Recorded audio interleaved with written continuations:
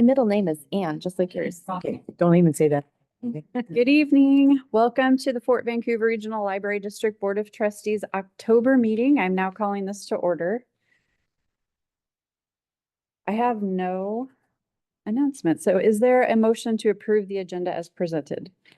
So moved. I second. I move this to a vote, please.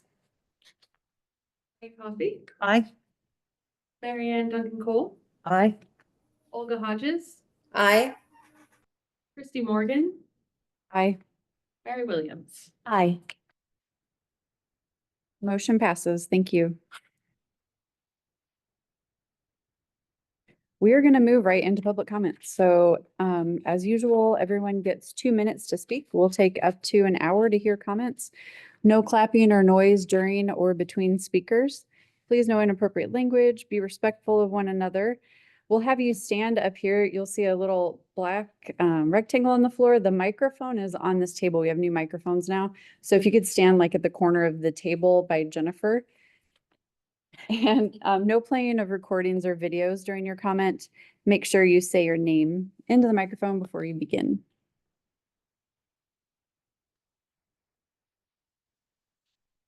Go ahead.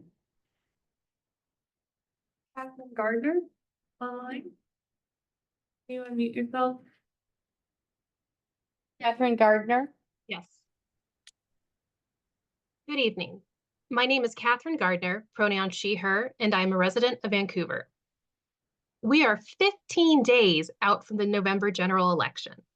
This is a great time to remind you to, 1, vote, and 2, vote in everything you can, not just the big, shiny national stuff.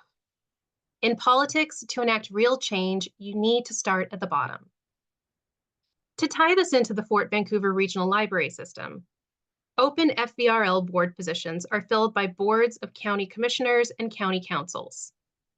2 Clark County Council seats are up for grabs this November, District 3 and District 4. The people elected to those seats in turn hire a number of FVRL board members when positions are vacant, board members who make important decisions regarding the direction of FVRL. Your vote does have power, but only if you use it. Vote early, vote for all positions, vote with the kind of library you and your family want, need, and deserve in mind.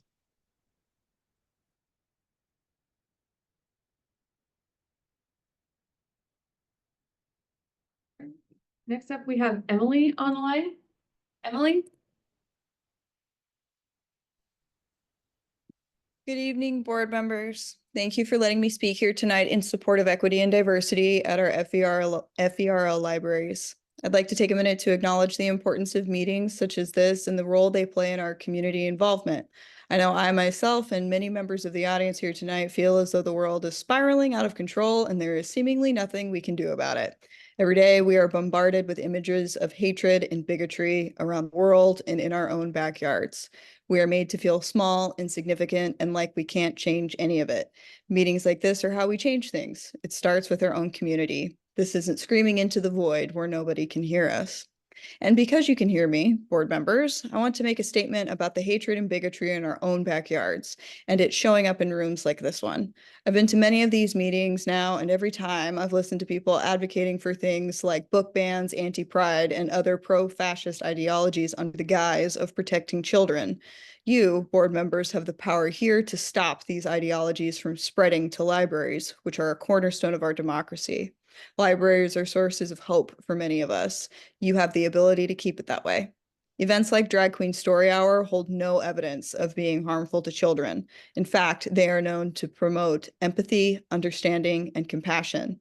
Do not yield to hatred. Do not yield to bigotry. These voices may be loud, but they are not the majority. The majority believes that libraries should be spaces free from hateful ideology and from bigotry, where we all can feel safe. Thank you, and please remember to vote. Next up, we have online Jude. Good afternoon, good evening. Thank you for letting me speak today. I want to start off by echoing the message of the last couple of folks. It is so important to vote, and we are in that season, and it's especially important to vote in those local elections. So I appreciate the time tonight, and I want to echo that piece. And I want to also kind of review that piece of gender identity because it's come up in the last few meetings. Maybe not last time I wasn't here, but the last couple that I've gone to. That piece of the difference between drag and gender identity. So gender identity refers to an individual person's sense of their own gender, which may or may not correspond with the sex they were assigned at birth. It's how someone experiences and expresses their internal gender, which can include identifying as a male, female, a blend of both, neither, or another gender altogether. This identity is held deeply and can differ from societal expectations or stereotypes associated with that gender. For some people, their gender identity aligns with the sex assigned at birth, and that means that they're cisgender, while others it does not, which means they're transgender. There's also individuals who identify outside the male-female binary, often referred to as non-binary, genderqueer, gender fluid, or other terms. Gender identity is distinct from sexual orientation, which refers to who a person is attracted to, and it's also distinct from drag, right? Drag is a performance. It is a way of expressing fun and also like performing gender in a diverse, creative way, right? Drag Queen Story Hour exposes children to a different form of gender expression and helps normalize gender diversity in appearance, identity, and self-expression. By showcasing drag queens who often embody exaggerated forms of gender play, children can learn that it's okay to express themselves in different ways, and diversity is something to be celebrated. It also promotes literacy and reading, and also helps create visibility for LGBTQ communities in a family-friendly, positive setting. For children who may feel different or have LGBTQ family members, Drag Queen Story Hour can affirm their experiences and provide a healthy environment for them to see that. Thank you.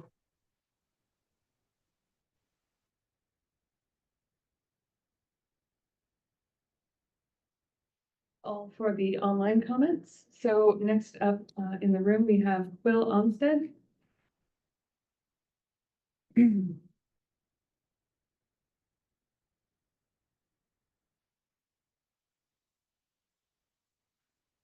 Hi, my name is Cole Onstead and my pronouns are they, them. I'm here to speak in support of Drag Queen Story Hour as a genderqueer member of the library community.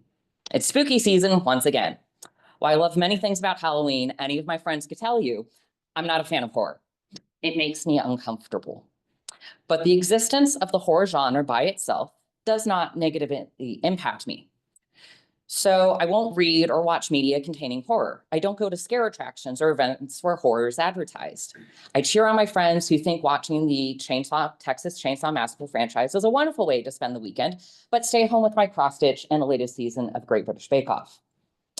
Opponents of Drag Queen Story Hour seem incapable of applying a similar strategy to their own discomfort. Drag queens around children make them uncomfortable. Advocate for library policies prohibiting drag queen events. Monitor what their children are reading? Impossible. The library staff should know what books are and are not appropriate. Books with LGBTQIA+ themes on the shelf? Wow, better make sure no one can stumble across them accidentally unaware. Being able to recognize that while something can make you feel uncomfortable, it is not harmful is a valuable life skill. It takes practice. Opponents of Drag Queen Story Hour would much rather remove the source of their discomfort than put in that work. Drag Queen Story Hour is a vital program that teaches kids about gender identity in an age-appropriate manner. Parents who do not approve of Drag Queen Story Hour do not have to bring their children to any Drag Queen Story Hour programs.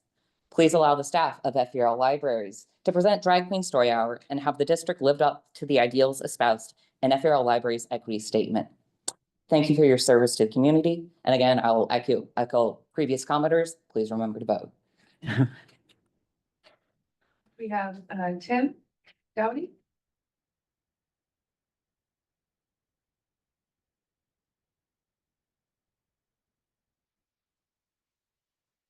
Good evening. I'm Tim Doughty. I've lived in Ridgefield with my wife for since 1993. And we're really pleased to be in this community. We're all in the Aileen Whittage room. Aileen Whittage was a wonderful woman, and her Jesus. oh, I'm sorry, Thanks. was a wonderful woman who we love very much. And she's one of the people who inspired me in the activities here for volunteering in Ridgefield. And one of the activities was what we had earlier in the month, and earlier in the month, we had Bird Fest. I just want to talk to you about how good job your staff did with Bird Fest. We had activities in the library.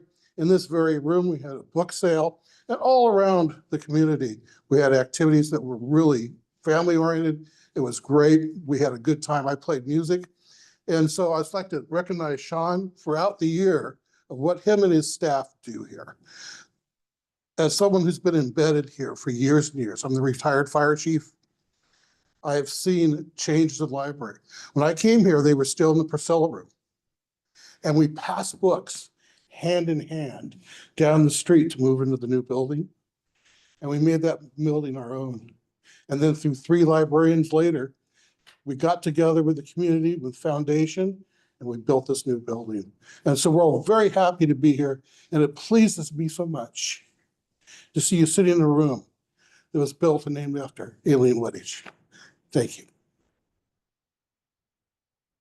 Yeah, Gary Wilson. Thank you, board members, for your service, and please continue to err on the side of caution when it comes to programming for our most vulnerable patrons, the children. Usually I like to hang around the whole meeting, but I'm afraid I got a Zoom meeting at 7, so I'll have to cut out a little early, but thanks for your service, and yeah, thank you.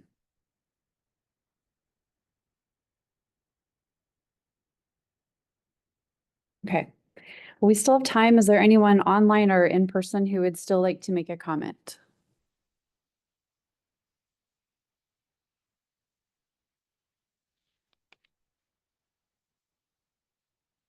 No comments on there? Okay. All right, I'm closing public comments at this time. Thank you all for participating.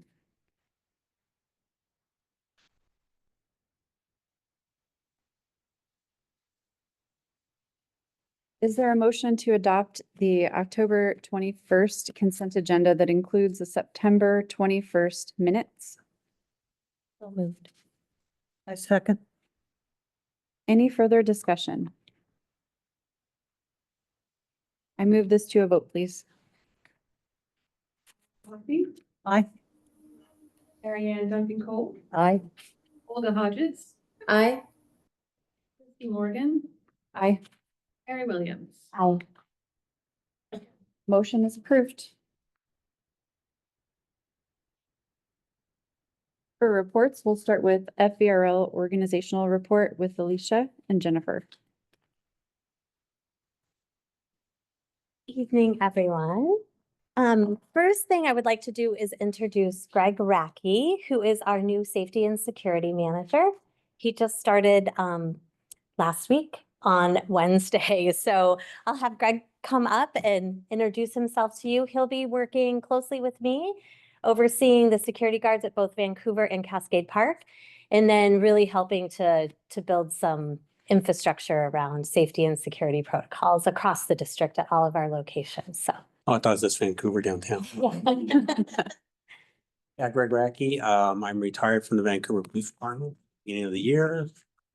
Had the opportunity to do a lot of things so far in my life. I worked for the Boeing Company up in Seattle, and then I worked for Department of Social and Health Services, collecting child support. That was a very valuable service I felt good providing. When I read the job announcement, I spoke with Alicia and Andrea. I was excited because the things that they need, I've done before. And so far, I've got great help from IT and HR and my bosses. So I'm glad to be here, and I think I can make a difference and put people at ease when they come to the library, if that is a concern for them. Question? Yes. Probably you didn't have these buses that went to different communities with just one person driving, being the librarian for, what do they call At the book. it? Book clubs. Yeah, book clubs. 2 people on. Oh, 2, okay. Now. Do you have any concerns about that? Well, Alicia, we're going to visit. And Okay. we're gonna talk to the personnel that do that, and I'm going to be sending out a questionnaire as what your main concerns are to the people that are responsible for that and the bosses. When I was with Vancouver Police, I sent out a survey to the C-Tran bus drivers. I asked their opinion on certain bus stops and what their concerns were, and we were able to address those as a whole with the police department. So I expect to do the same thing for the bookmobile, and it's a valuable service. Alicia explained the importance of some of the outlying areas, and again, if they can help out with people, putting people at ease and making it a safe and secure environment for people to work in. Thank you. Sure. We're happy you're here. Thank you. I'm happy to. Thank you. Yeah, we'll be visiting all of the branches. I'm on my second and third and even fourth visits to most of the branches. So Greg will be on the road with me this next month, visiting all of our physical spaces, meeting with all the branch manager team and meeting with frontline staff. So we're super excited. Just a couple of other things quickly to highlight from the report. Battleground hosted its school just started again, so lots of school things going on and outreach. So a Battleground just hosted a field trip for 60 first graders. Teachers and parents came to the branch. They got library cards. They learned about caring for their items and exploring the library. So everyone had a really great time. Lots of community partnerships. Cascade Park went to the Peace and Justice Fair, the Veterans Stand Down event, and also a tabling opportunity at Fred Meyer, just introducing folks that might not know about our great services and getting folks to sign up for cards. Goldendale presented to the Centerville school teachers during one of their meetings and just reminding teachers how many great resources they have that they can utilize. So that was really good. This was a really fun one. Stevenson, David Wyatt, the branch manager there, had nominated Stevenson Carson School District for a book award.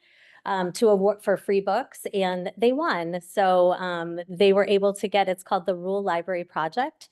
And after the nomination from David, they were able to get some free books, and they'll be using those to help with the Wind River Middle School, which is one of the school libraries that's literally had no books in it since it was built. So it was really, really great that he did that and was able to get some materials for them. And Vancouver is partnering with Goodwill, offering some ESL classes and citizenship classes, and those are being really well attended. So lots of things going on. So, oh, one more really fun one, CoveCon at the mall. So Vancouver Mall helps out with that tabling.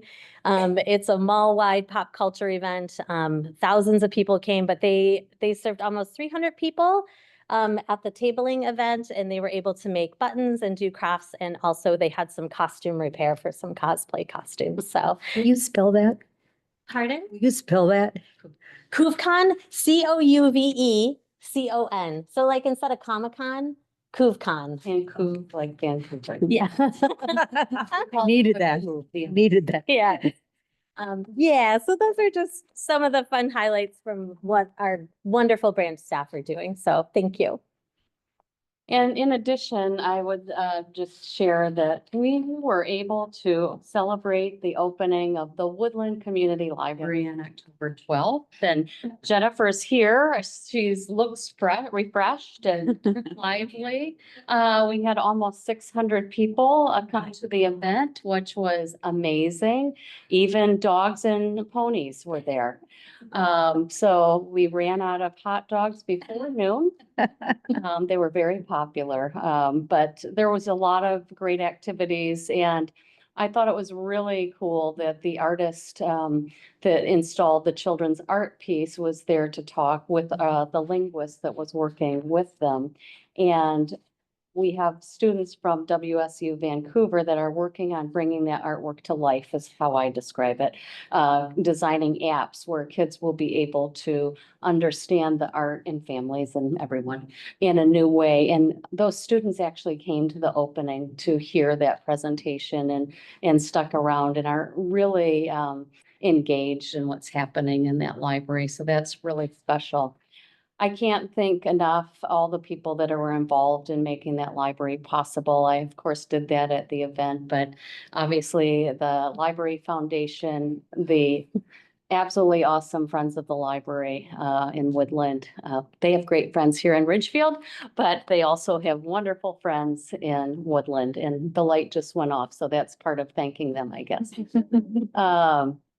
But many, many businesses and donors that really stepped up to support that library and spent decades really fundraising for that library. So we are so proud of what's there and now what the staff are doing. And Jennifer tells me that they've had an average of 175 people a day.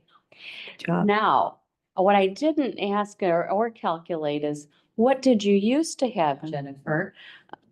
60, so that's a big change. And obviously beautiful space.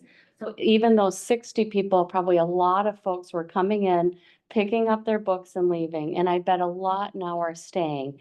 So if you've been to the Woodland Library already, you see that when you come in the lobby area, there's a large lounge with beautiful sofa, chairs, etc. That's very popular. It's the common space in the building. And just to look out and see nature, it's beautifully landscaped. It's a very special place that's there, and we're thrilled with how it turned out. So thank everybody for what you did to make that possible. And if you haven't been there yet, it's time to go and be the 176th person in a day to go.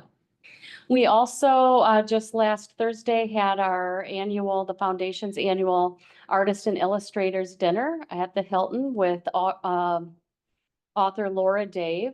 She was really great, so engaging. But that whole event, it was my first time, I think was really special. Around 350 people attended.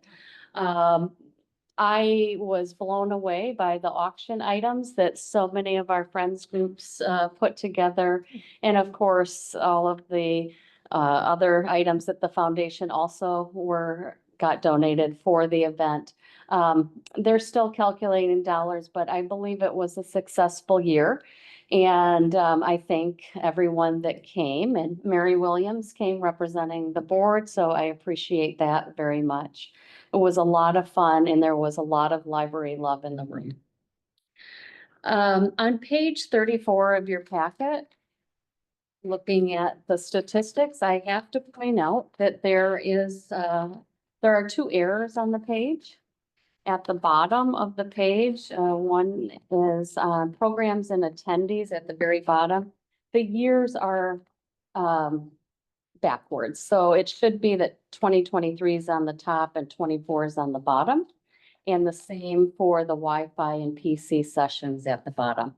So we'll correct those in the final packet. The numbers are right, just the years got transposed.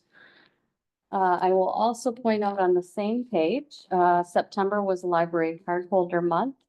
And this is the September report. We're still sitting strong at 29% of the people we serve have library cards. And you'll remember I have said that we have a target that by the end of December, we will have increased by 3%. So we're our target is 32% by December 31st. So we'll continue to work hard for that. I believe Woodland is going to help us tremendously with our October numbers, because hundreds of people have, well, I might be overstating, but close to 100 have gotten new cards already just at Woodland. So proud of that. And we're glad that people that are so excited to use that new library are coming in. I think that is all I have for today, unless you have questions.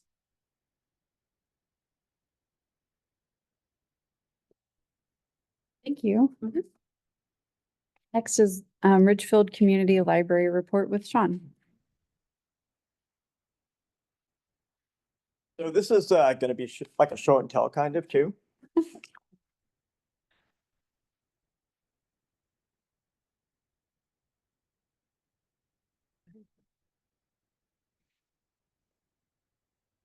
Let me first say welcome to the Ridgefield Library. I'm happy you're here and happy to share my report with you. To me, this library still feels new, even though it opened in 2021. There's no doubt that we're doing good things here, but I think we have potential to do a whole lot more. And the reason I think that is that this community is changing so quickly that we still have to evolve to keep up with it as far as services and programs. And I'm looking forward to that. I'm excited about it. And let's go to the slide with the library staff. Perfect. So Marilyn is there in the purple fleece, and she's the senior branch supervisor and works full-time. She enjoys outreach and is forging strong connections within the community. And she's even put her Spanish skills to good use. John is in the blue shirt and glasses as senior library assistant and full-time. He's still new at the branch, but comes with abundant energy and ideas. In fact, I think we're gonna kind of struggle to keep up with him, but we'll do it. Tammy is in the pink, and she's a senior library assistant, works 24 hours a week. She came with extensive early childhood experience. And it turns out she's a craft goddess, which is great. And Laura's in the red jacket. And after me, she's the longest serving staff member here in Ridgefield. She is really the repository of circulation information for us. And she loves magazine processing. She says that's it's like getting gifts almost every day. Heather is in the green, and she's a public services assistant and works 24 hours a week. She's got amazing customer service skills, and she's very interested in growing within this library district, something we're supporting and encouraging. And we can go on to the next slide. Thank you. Story time's popular in Ridgefield. I'm sure it's popular everywhere. For our 2 story times a week, we bring in about 80 people. Music and movement is a program that is for kids to dance and sing, but really it's a program that is focused on learning. Last month our theme was street music, but I noticed that Tammy last month had video clips of buskers from Ghana as part of her program. So the kids are learning about other cultures and things as they're participating. Last photo up there is our bilingual story time. And it showed a staff person from Cascade Park Community Library who came to get us started with that program. But we're feeling confident enough now that we can do it ourselves. And we can move on next. We had staff from Clark Collins Fire and Rescue come for a spring story time. Strangely enough, it was our most popular. I can only think it's because they had 5 fire and rescue vehicles, and every kid got a fire helmet. Oh. And we can go on to the next slide. We offer a variety of programs here for adults and for children and teens. Dungeons and Dragons, for instance, we do that weekly here. We bring in 25 steadily every week. Our stitchery program actually predates me, and I've been here 13 years. And there are still people who were participating in it before I came here who are still coming. Our Build It program is one of the photos up there. And with Build It, we've moved way beyond Legos. And kids are now building things like trebuchets, like this one here. And not only are they building them, but they take that original design and they tweak it to get more force or distance or accuracy. We also do English Conversation Circle. We have that program here.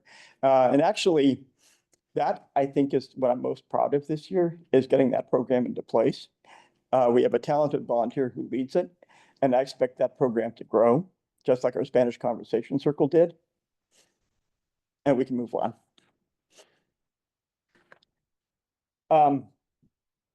It's a little hard to see, but if you look at that top photo, you'll notice that there are some kind of design or display going all the way around the children's area at the top. Those are actually bookmark contest entry forms that we hung. And the reason for that is that we had 1,300 entries come in at this branch. We had the most of any branch in the district. And it's because of our great relationship with the school libraries. Because we honor all contestants, not just the winners, we went ahead and put every single one of them up on the walls all the way around this whole library.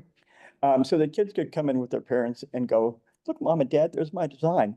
But this being Ridgefield, it wasn't only parents, it was also like grandparents and friends. And then on the bottom photo, we have plastic bottle greenhouses, and that's what we call a we did that as a community builds project. So people come in, they actually build the item, they learn how to do it. They don't get to take anything home.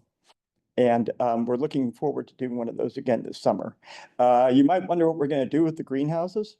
We intend to donate those to local schools where teachers have already claimed them. And we can go on. Yeah. Summer at Your Library, we love Summer at Your Library here in Ridgefield. I have to tell you that Tammy, who's the craft goddess, had an idea for a bloop. So we put together 13 or 1,200 kits like this.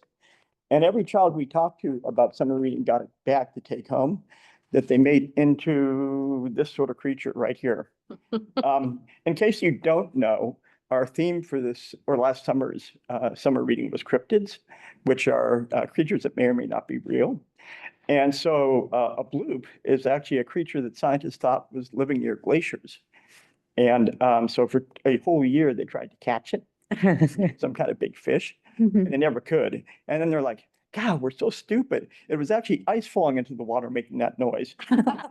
But we also staff made a yellow submarine this summer. And it got vigorous use, but it actually survived the whole summer. It did have a working periscope. We also held a window painting contest, which was something a patron told me is something that libraries should be doing. And the best thing about that program is that participants came back when it was time to clean, and they helped us clean those windows off and take all the paint off. That's the way to go. And we can go on next one. We have a great partner in the YMCA that's coming to Ridgefield. They are doing programs and programming already here. This summer, these volunteers serve lunch to low-income children at the park across the street. And it was a simple thing for me to carry a table out there and a couple of boxes of craft supplies. And as you can see, the kids did a really good job creating stuff, a lot more creative than I am.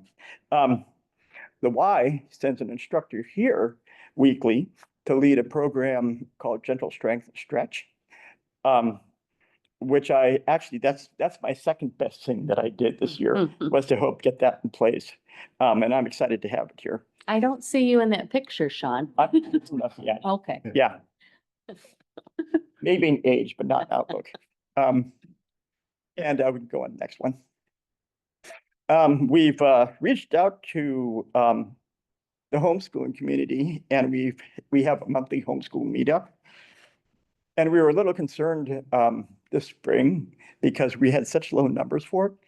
And then at the last session, we had 33 people come. We had a mother who was leading a basic Spanish class while people were enjoying their lunch. So there seems to be a new energy with this program. I can tell you that we actually they asked for a binding machine, and we actually went ahead and bought one. And maybe that has something to do with it. I don't know. But we're super excited, and we are looking forward to serving that community more.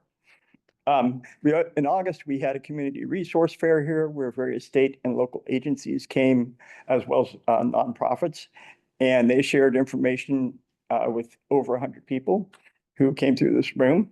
To me, it's successful because we had one person who got signed up for health insurance through the state. And we go on the next one.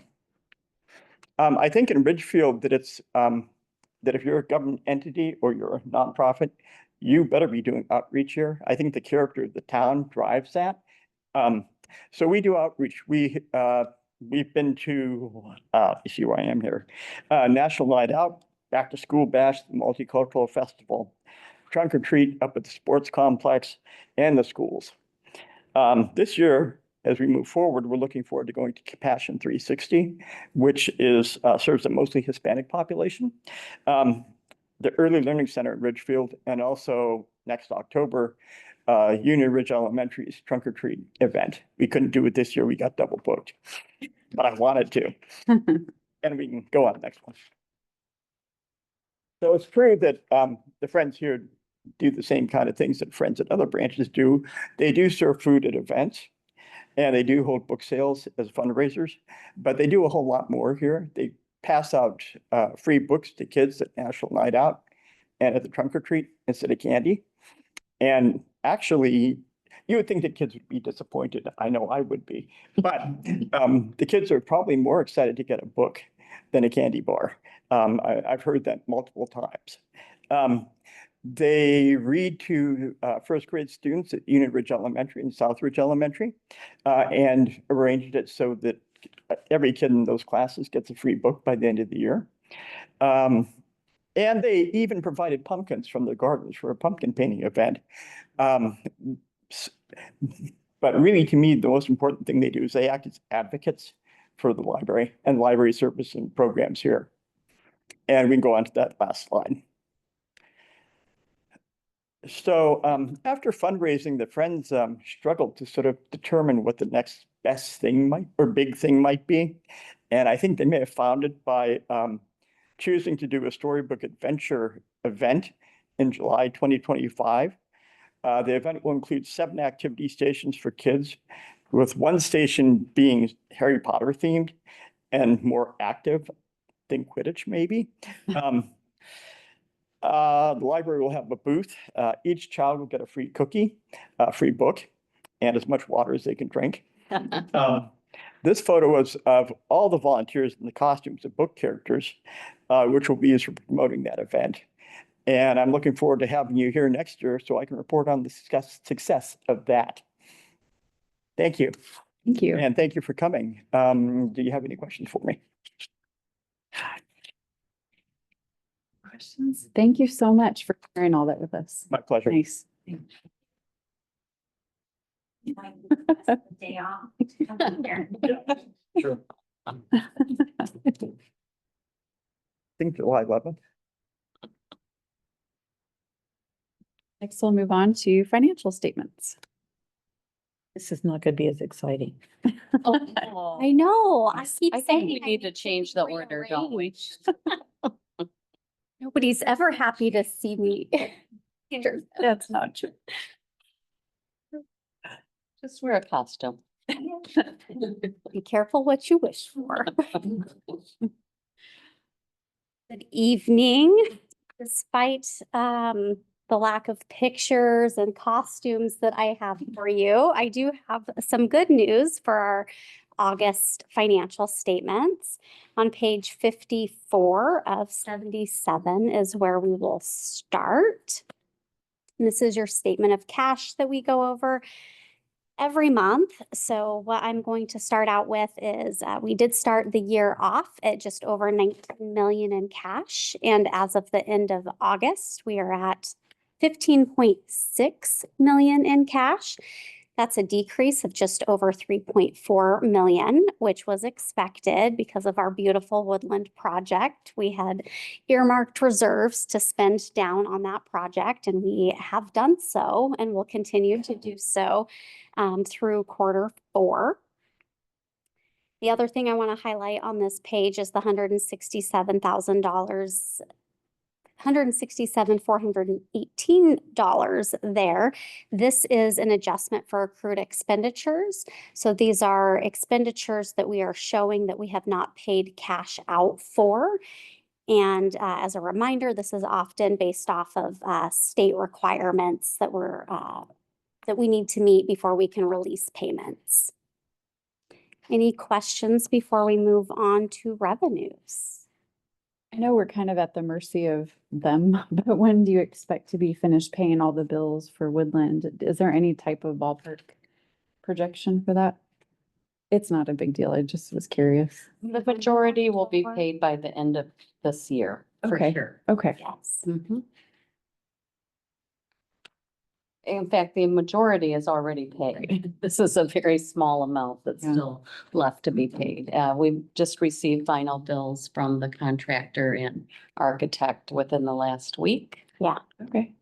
Thank you. Yes, we are absolutely receiving the final bills. Okay. And working through that and invoicing the foundation along the way. He smiled. Moving on to revenues, overall, we are at 63% of the expected 67% year-to-date budget.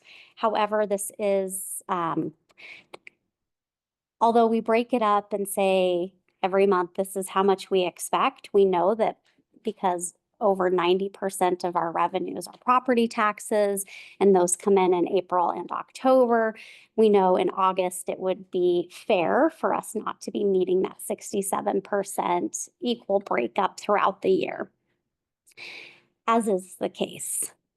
I will also highlight on here our contract with Yale. We are slightly under 44% there. We will be billing Yale the other half of their operating contract in November in line with their property tax timing. And we have billed them in September and received payment for our capital costs that we've spent for Yale to date, that we get reimbursed dollar for dollar. Moving on to miscellaneous revenues, we are above target at 79%. That is primarily related to the Woodland project and receiving all of the grant revenues year to date. In addition to that, our interest revenues are trending above expectation, and our E-rate revenues trended above expectation. We are on budget with the Woodland project and expecting to fully draw down all of the reserves and invoice the foundation for most, if not all, of their contributions before the end of the year. And the Friends. Any questions before I move on to expenditures? Is other miscellaneous E-rate? That is a great question. So E-rate is what you pay on your phone bill. You pay a percentage on your phone bill, and that money comes to libraries, schools, and governments to offset our technology costs related to broadband. We have Lucian in the room, who is the expert if you want to know even more about E-rate, but that's what it's for. So you have to track all your costs and show that, okay. And we have an E-rate consultant that works with us to both apply and then report, but Lucian is our point person internally for that. Thank you. Anything else you'd add to that? Yeah, it's even more boring than.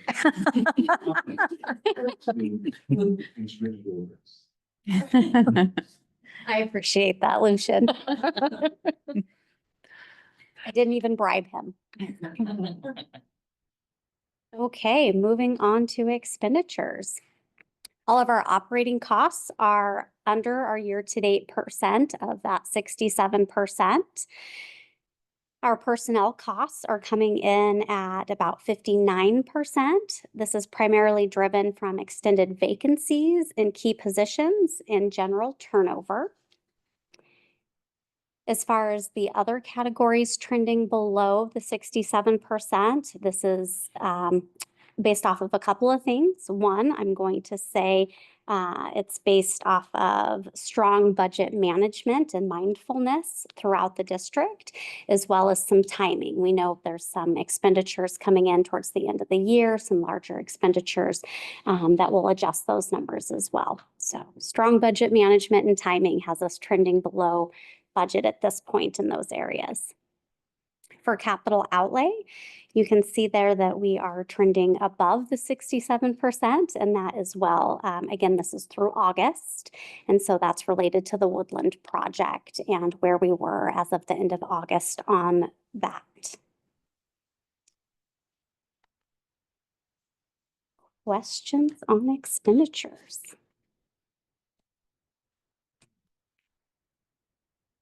Woodland, will it be completely done and finished billing out for in 2024? So what are we seeing in capital outlay for 2025? We're going to get to that. Yeah, I was worried about that. Almost like we knew we were going to transition into the budget.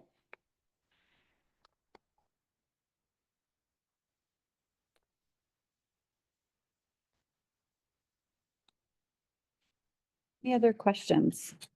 We finished?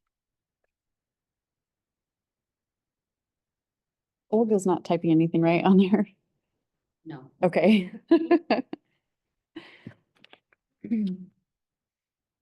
Is there a motion to receive and file the August financial statements as presented? Seconded. Any further discussion? Okay, I move this to a vote, please. Kate Coffey, Aye. Mary Ann Duncan Cole, Aye. the Hodges, Aye. Christy Morgan, Aye. Mary Williams. Aye. Motion passes. Thank you. Next up is business. First, Facilities and Finance Committee. So what we have today is a first reading of the 2025 budget.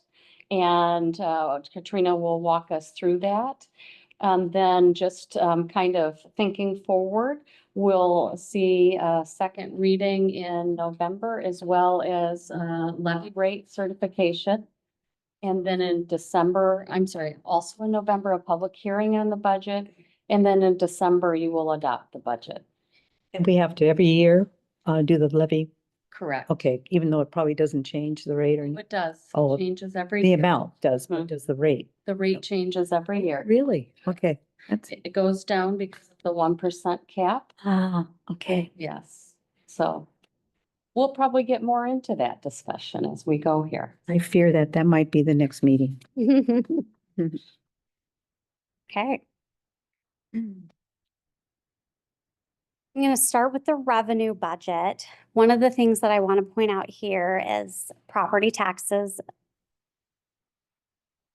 Oh, 57. Thank you. We're on page 57 of 77. 57 and 58 side by side. 57 has the numbers, 58 has the notes that we'll be going over. So for our property taxes outside of new construction, we can only increase our revenues 1%. And property taxes are our main revenue source, making up 93% or more year over year of our operating revenues. And what we're going to see, not only in this revenue budget as we go through it, but also through our expenditure budget and then the 5-year projection, is that our expenditures are increasing at a rate that outpaces our revenue increase based on the 1%. So I just want to have everybody keep that in mind as we're going through these budgets. So for the revenue budget, overall, this budget reflects an operating revenue increase of approximately 2% when we exclude the impact of the one-time revenues we received for Woodland. Okay. So if we take out everything in 2024 related to the Woodland project, we're going to see an operating revenue increase of approximately 2%. This budget also displays just over a $3.2 million use of reserves to bridge the gap between the revenues that we see coming in and the expenditures that we have budgeted. And I will pause on that point because this is the 2025 will be the first year that we are budgeting for basically more expenditures than operating revenues. And that is something we've been talking about. We spent our whole retreat talking about that. We'll be talking about that in the next few months as we consider a levy lid lift. It is why in years past, there's been a buildup of reserves, and now we're in the point financially where we'll be drawing down on those reserves in order to continue same level of service across the district. So this budget, as Katrina moves from revenue into expenditures, is to continue to provide the same level of service across the district. And in order to do that, the projection is we will need to spend $3.2 million out of reserves in order to do that.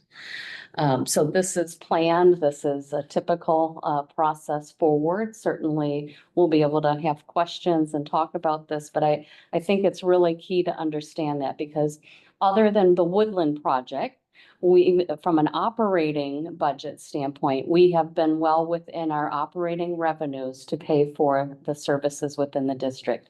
That is no longer the case moving into 2025. Thank you. So The property tax revenues are budgeted to increase at the 1% that we know is allowable for an increase. It is not currently showing any revenues associated with new construction.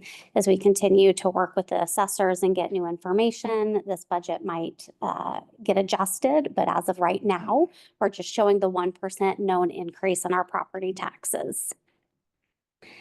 The other budget notes that I will highlight specifically for you today is note 5 on our investment interest. You'll notice that I'm not increasing that a whole lot. That's because as we are going to be spending down reserves, we're going to be receiving less in investment interest. So that is not increasing significantly over 2024's amount. In addition, as we've already spoken to a little bit, note 6 is on the woodland revenues. You're seeing a drastic decrease in your miscellaneous revenues because of the one-time woodland revenues we received in 2024. Almost $3.3 million is the decrease in miscellaneous revenues, and all but just under 10,000 of that is related to the one-time woodland revenues.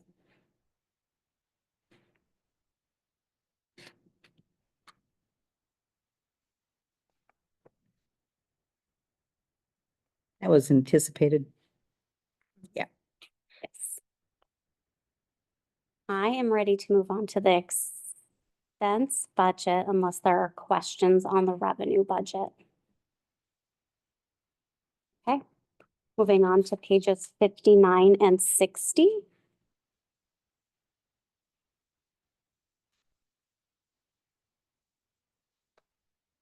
So you'll see 6 columns on the expenditure budget. The first column is year-to-date June actuals.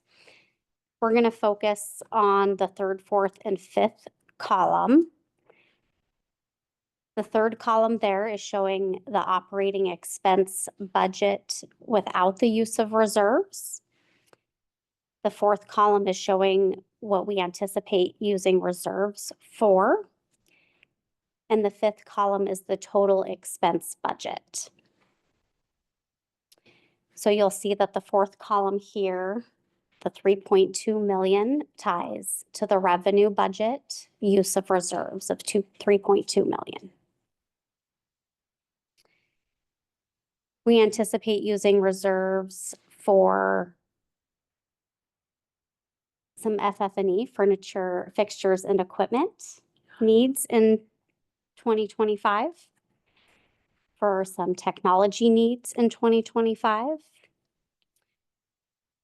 All of the district capital would need to use reserves. And when we say capital, we're not talking about anything new. This is maintenance and repair of existing buildings. So any roof repairs that need to be done, any HVAC maintenance or repairs that need to be done, anything along those lines would have to be funded through reserves. And this also has just under $900,000 used from reserves for salaries and benefits.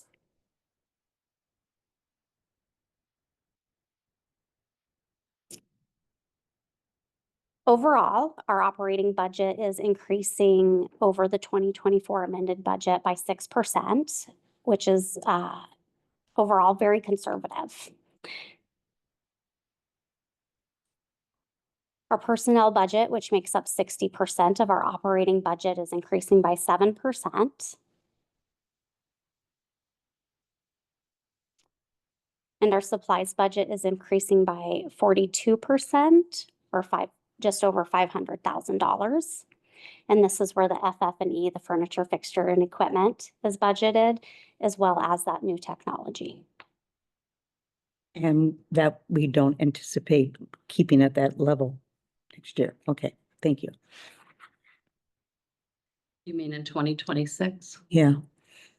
Well, a lot depends on our discussions we're going to have moving forward on where we'll be financially. Gotcha. But these are special, the software is a special upgrade, so it's a one-time upgrade. There will be ongoing cost as well. And the furniture, fixture and equipment is really, again, those are one-time upgrades that are needed and anticipated next year. That number fluctuates from year to year.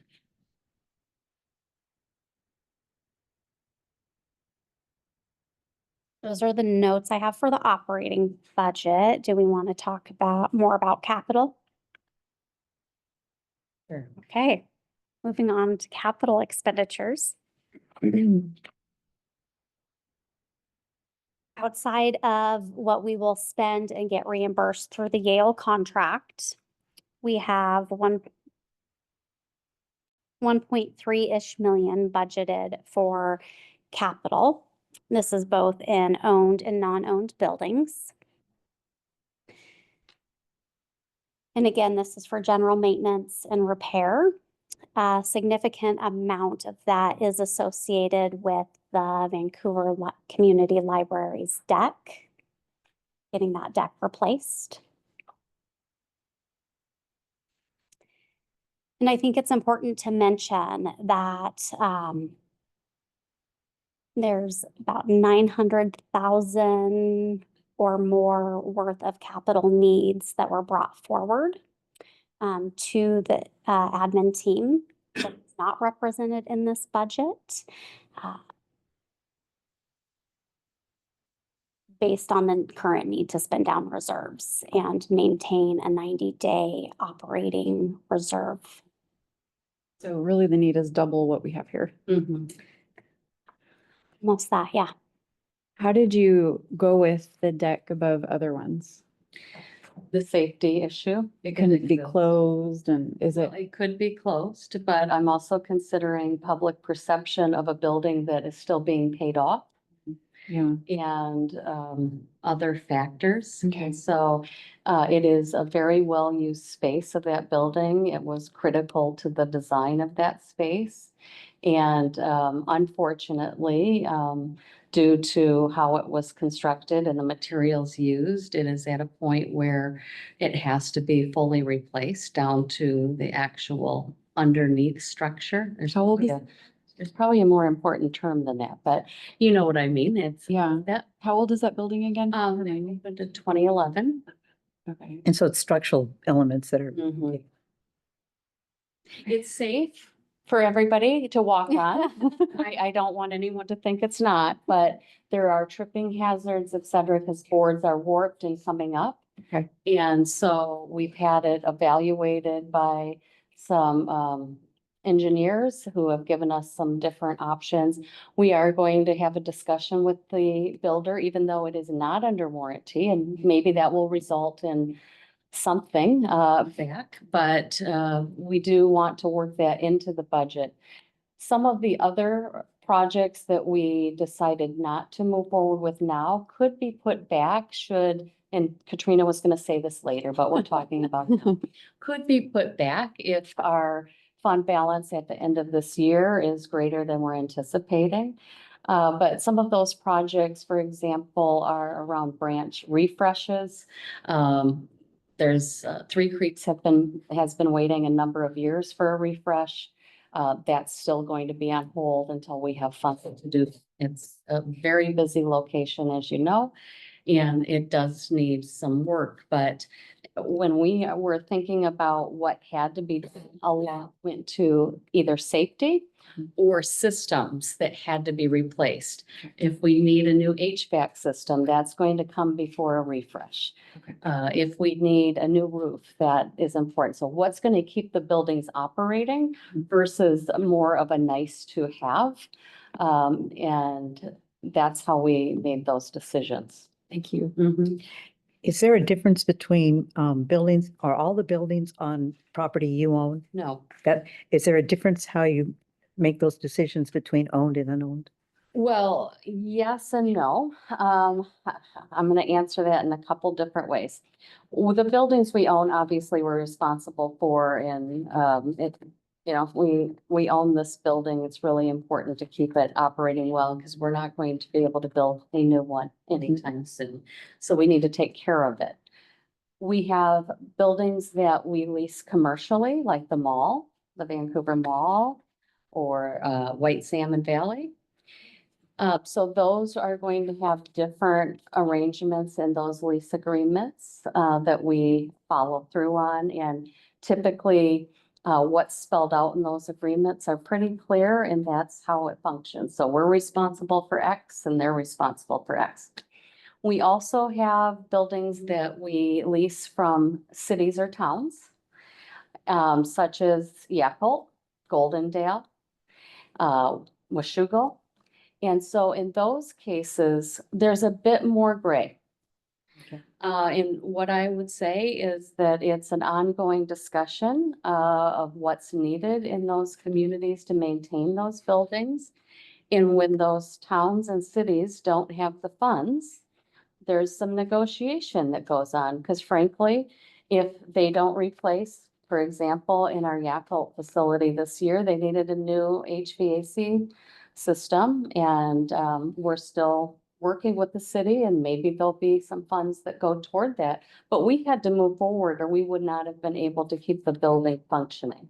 So it's that balance of what is needed in order to ensure we can open our buildings and provide safe and welcoming spaces. So every facility has a little different flavor and nuance to it.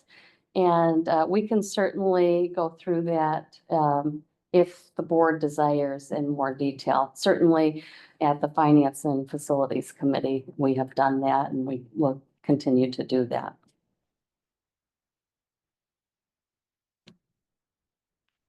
Did that answer your question, Mary Ann? It just opens more doors.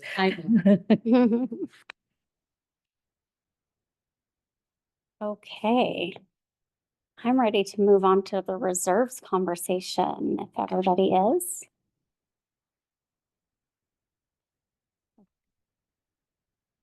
So on page 61 are all the numbers, and page 62 are the notes associated with those numbers.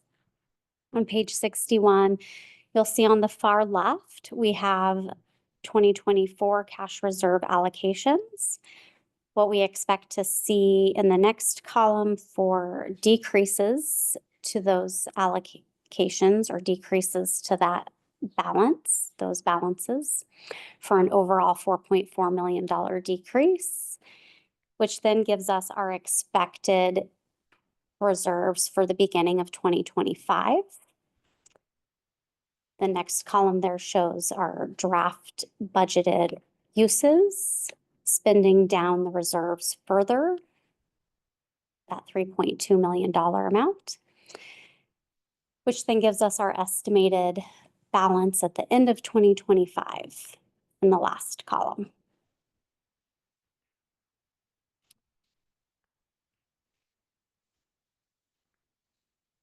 A few things to note here is that while we anticipate starting the year meeting the 90-day reserves target, we will be falling short of that by the end of 2025 due to the use of the reserves to balance our gap between revenues and expenditures.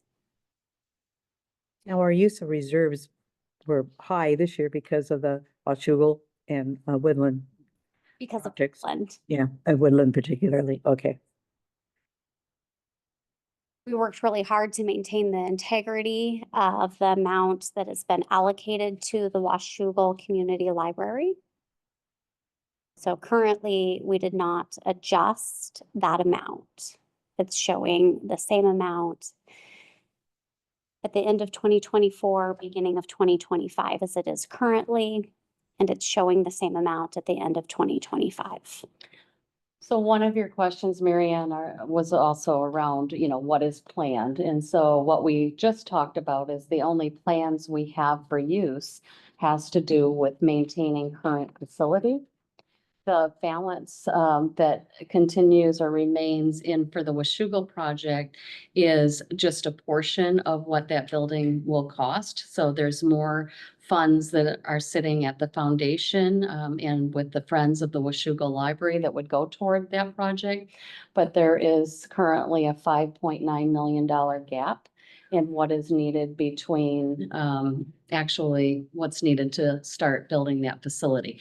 So I have met with the Washougal Friends and helped them understand where we are. But we also know that we're going to be headed into a new legislative session with a new budget. And we will be working with the 17th district and others in the area to hopefully get behind a funding request from the state as part of a budget appropriation to put money towards that project. We started that work last year, and a $5 million request was made, but of course we were in the middle of the biannual budget, so there wasn't money to be given at that point. We still have champions, such as Representative Waters, who is moving that forward and committed to that. So as soon as the election is over, we will meet with everybody in the 17th district and the foundation and the city. The foundation, and the library are working together to really bring that forward to the legislators. And the city is fully committed to those budget funds going to this project because it helps with the downtown revitalization plan. So until that gap is reached, we do not have the funds to build that library. And, you know, as we go forward, there's many kinds of scenarios that could play out in regards to this reserve budget. We could end our current year, like I said earlier, with more revenue over and expenditures than we planned because we are underspending in some areas. That helps with that target that Katrina's talking about. We could also, as we talk about levy lid lift in the next couple of months, the board can decide yes to move forward or no not to. If it was no not to, we would be putting ourselves further into a financial slide, I'll call it, in 2026, where we would either have to cut services substantially, or we would have to dip into this $4 million for the Washougal project, because that would be the only way to balance. We also know that, you know, the budget is a working document. There's ebbs and flows, things that end up costing more or less, or things that come up. And so while Katrina has a wonderful crystal ball, it's not going to be 100% accurate. But it's going to be close. And so as we look at this budget and realize there's, I think, two goals here. One is to keep our same level of service going through 2025, and the other is to maintain our current facilities, which is the same level of service. But if we don't maintain those facilities, it doesn't matter how many hours a week something's open. So those are kind of the two guiding principles. We have, I think, done very well in analyzing all of our expenditures and making some good sound decisions about what stays, what doesn't stay, what can we do differently, et cetera. And so we'll continue to do that. That work is never done, it's ongoing. But, you know, at this point, I think it's important to know that while we have money set aside in certain ways, so for example, capital replacement vehicles, we're actually proposing to decrease that. And for the 2025 budget, it would only be $48,000. Are you doing that by extending lifetimes? No, we're doing that by taking funds out of that in order to pay for the other need. Okay. Which is extending. Right. But we've looked, well, it is the same, like extending the life of the vehicle. But, you know, again, we've talked a lot about vehicles. We've determined that there are times where it doesn't make sense to replace the vehicle. It makes more sense to pay mileage to staff. And so we'll continue to do that. But where we have vehicles in place that we know we'll always need are our bookmobiles in our courier service and our facilities trucks. So those will always have to be replaced in some way. But we'll continue to look at, does that make sense to buy or lease? what makes the most sense as we move forward. But we feel that we're in a position right now with our fleet that there isn't a high need. And so that's why we were able to reduce that budget. But as we go forward, every one of these buckets has to be thought about. And what's most important, and Katrina said this, is when we get to the end of 2025, we'll no longer be meeting our 90-day target. Our targets through our fiscal management policy is 60 to 90 days. We can, if we ever go beneath that 60, we won't be able to pay our bills on time in between that April and November tax collection. So that's something we pay very particular attention to and will continue to, because once you're not able to pay payroll or pay your bills, we're going to be in trouble. So we're not there. We're in a good position to continue to pay bills on time and pay our staff on time. But this is just signaling a shift, a change, that we need to start drawing down on these and we need to plan for a levy lid lift. I know that over the last couple of years, I've been shocked at how much investment we were doing in capital projects. So I'm assuming that's going to slow down significantly for a while. Yes. There are no new buildings that will be built again until there is either grant funding, donations, or some other way forward. We've looked at through the retreat, the possibility of creating a capital facilities area in Washougal that they would vote for in order to move it forward. But that is not right now the priority, because the priority is the district's finances and how we stabilize that for the future. So, it's hard to only talk about 2025 because we're, immediately wanting to look forward, which is the next part of Katrina's presentation. It is. You guys are teeing me up so well today. Page 63. This is the 5-year projection. So we start with year 0, which in this format is year 2025. So what you'll see there is the expected beginning balance that we just saw on the cash reserves page, the expected sources or revenues, uses or expenditures. And then you can see that we have a deficit there of that 3.2 million that will then come out of our beginning cash balance or our reserves, giving us an ending reserve cash balance of not quite 11.5 million. And then you can see the 2 tests, the 60-day operating test and the 90-day operating test. This is page 63 as well. So both of those will be met in 2025. However, going into 2026, we will meet our 60-day test, but not our 90-day test. Based on the current numbers, I want to reiterate that the budget is a living, breathing document, and we will continue to adjust with new and more current information. However, even if it does adjust in our favor, as we can see down the line, it doesn't mean that we don't have things to prepare for.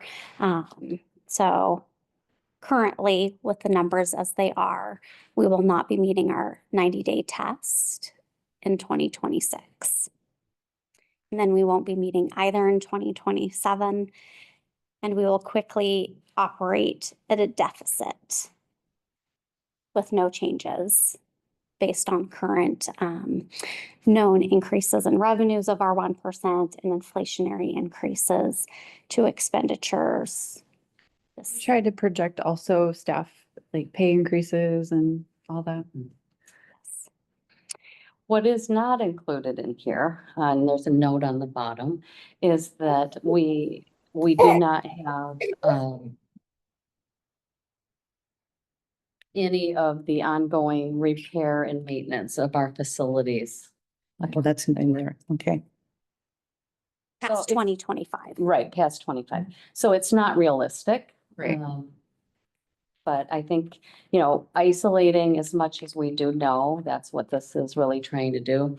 And remembering that we currently in 2024 are collecting 27 cents per thousand of assessed value. And our capacity or the statutory limit is 50 cents per thousand. So there's a big gap between what we're currently able to levy and what the RCW allows our district to levy with voter approval. And that has to do with that 1% limit and why that slides down. So everybody that was at the board retreat, you've heard about this, right? I may give you a call Yeah. if I wasn't there to Yeah. get that explained. Yeah. Okay. No problem. And we're gonna talk about it more next month too. Well, I imagine we're gonna get very tired of talking about. Yeah, yeah. Yeah. Eventually, you guys will do the presentation and we'll just, right. That sounds like a great idea. Yeah. Well, we have this kind of period of time. Yeah. Looks like more than a year, but year and a half of really making some decisions. Right. Okay. Not that long to make decisions, but that long till the impact comes. Yeah.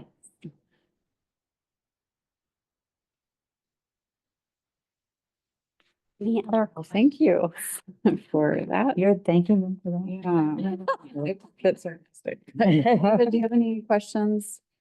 Anyone else? I appreciated all the work that went into this. I will be reviewing it again, and I need to ask you some questions, I think, but And if there's anything else, as you look at this information that you think would be helpful in making the decision about budget approval or other questions you have as we go forward, don't hesitate to ask. it sounds like we probably should slow down on capital, except maybe repair stuff, but That's, for a while. that's all we're doing. Yeah. Woodland's open. Nothing new will open until some gift falls into the foundation's hands.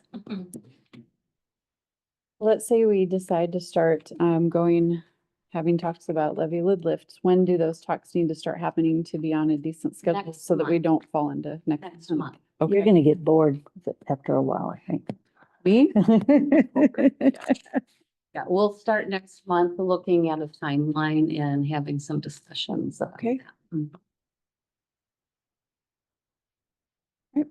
Any other questions or discussion about that?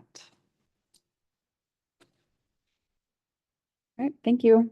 Any board comments? I'll open it up to board comments.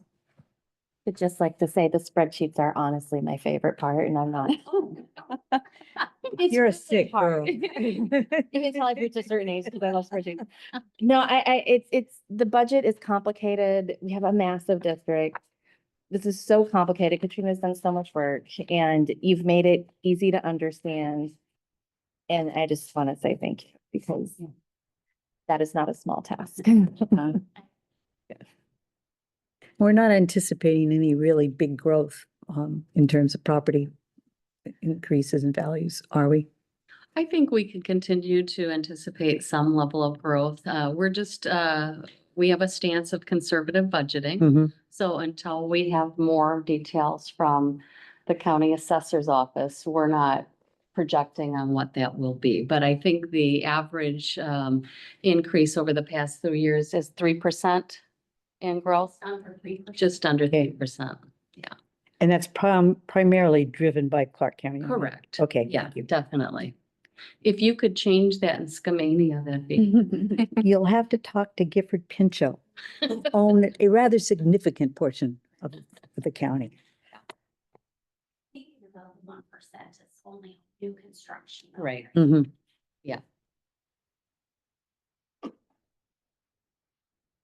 Olga's still not saying? Olga's not saying anything on there? Okay. Well, thank you for having us tonight. I know it's a lot of work setting up for us to come out here and I appreciate it. You got the bad news. The next regular meeting will be Monday, November 18th at 6 p.m. at Woodland Community Library and also hybrid on Zoom. Is there a motion to adjourn the October 21st meeting? Seconded. Any objection? All right, this meeting's adjourned. Thank you all for coming. Thanks, everyone. Bye. Thank you. Yeah.